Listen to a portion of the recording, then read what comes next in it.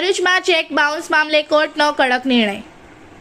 ભરૂચમાંથી એક મહત્વપૂર્ણ કેસ સામે આવ્યો છે, જેમાં સાહિલ સબ્બીર યુસુફ પટેલને ચેક બાઉન્સ કેસમાં દોષિત ઠેરવવામાં આવ્યા છે। ફરિયાદી અફરોજા અલ્લારખા શેખ દ્વારા સોનાના આભૂષણ વેચવામાં આવ્યા હતા, જેના બદલામાં સાહિલ પટેલે 3,40,000 રૂપિયાના 2 ચેક આપ્યા હતા।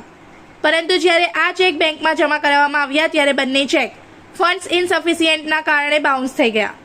ચૂકવણી માટે કાનૂની નોટિસ આપવામાં આવ્યા બાદ પણ સાહિલ પટેલે પૈસા ચૂકવ્યા નહોતા। કોર્ટમાં પોતાની બચાવ માટે સાહિલ પટેલે અનેક દલીલો આપી, પરંતુ તે કોઈ મજબૂત પુરાવા રજૂ કરી શક્યા નહોતા। પુરાવા અને હકીકતોના આધારે કોર્ટે સાહિલ પટેલને દોષિત જાહેર કર્યો। કોર્ટ દ્વારા કલમ 138 હેઠળ સાહિલ પટેલને 1 વર્ષની સજા ફટકારવામાં આવી છે અને 3,40,000 રૂપિયા ફરિયાદીને ચૂકવવાનો આદેશ આપવામાં આવ્યો છે। જો 30 દિવસમાં આ રકમ ચૂકવવામાં નહીં આવે તો 2 મહિનાની વધારાની સજા પણ ભોગવવી પડશે। આ ચુકાદો દર્શાવે છે કે चेक बाउंस જેવા મામલાઓમાં કાયદો કેટલો કડક છે। इस वीडियो को लाइक करें, हमारे चैनल को सब्सक्राइब कर बेल आइकन जरूर प्रेस करें हमारी न्यू वीडियो सबसे पहले देखने के लिए।